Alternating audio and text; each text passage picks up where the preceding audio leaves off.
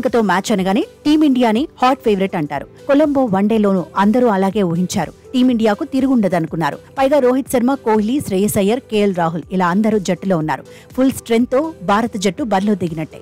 Bowling విభాగంలో బూమ్రా మాత్రం లేడు. అయితే స్పిన్ ట్రాక్ పై భారత జట్టు బోల్తా పడింది. 231 పరుగుల టార్గెట్ ను కూడా చేస్ చేయలేకపోయింది.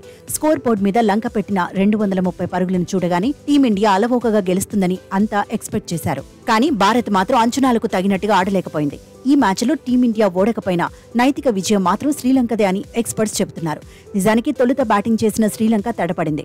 101 పరుగులకే 5 వికెట్లు కోల్పోయింది. ఈ దశలో భారత బౌలర్లు ఒత్తిడి పెంచలేకపోయారు. త్వరగా వికెట్లు తీయలేకపోయారు. వెళ్లలాగేనూ పెవిలియన్ కు పంపలేకపోయారు. దీంతో లంక స్కోర్ 101 నుంచి 230 పరుగుల వరకు వెళ్లింది. ఆతిథ్య జట్టుకు వెళ్లలాగే కీలకంగా నిలిచాడు. మ్యాచ్లో టర్నింగ్ పాయింట్ వెళ్లలాగే అనడంలో ఎలాంటి డౌట్ లేదు. ఈ మ్యాచ్లో టీమిండియా 3 స్పెషలిస్ట్ స్పిన్నర్లతో బరిలో దిగింది. శ్రీలంక మాత్రం 4 స్పెషలిస్ట్ స్పిన్నర్లతో ఆడింది. పేసర్లుగా హర్షదీప్, సిరాజ్ బరిలో దిగారు. కానీ శివం దూబే బదులుగా రియాన్ పరాగ్ ను ఆడించి ఉంటే బాగుండేదని ఎక్స్పర్ట్స్ మాట. స్పిన్ ట్రాక్ పై రియాన్ పరాగ్ అడ్వాంటేజ్ అయ్యేవాడనే చర్చ జరుగుతోంది. చేజింగ్ లో రోహిత్ ఉన్నంత వరకు ఎలాంటి సమస్య కనిపించలేదు.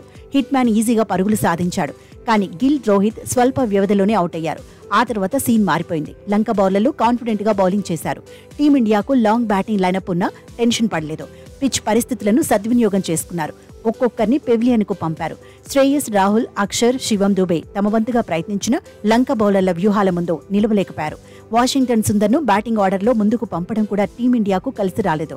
మరో 13 బంతులు ఉండగానే భారత జట్టు ఆలౌట్ అయిపోయింది. 2 జట్లు 230 పరుగులే చేయడంతో మ్యాచ్ టై అయింది. అయితే ఈజీగా గెలవాల్సిన మ్యాచ్ ను టీమిండియా మిస్ చేసుకుందని ఎక్స్పర్ట్స్ చెబుతున్నారు. టైతో సరిపెట్టుకోవడాన్ని అభిమానులు కూడా జీర్ణించుకోలేకపోతున్నారు. లంకే కదా అనుకుంటే డేంజర్ తప్పదని హెచ్చరిస్తున్నారు.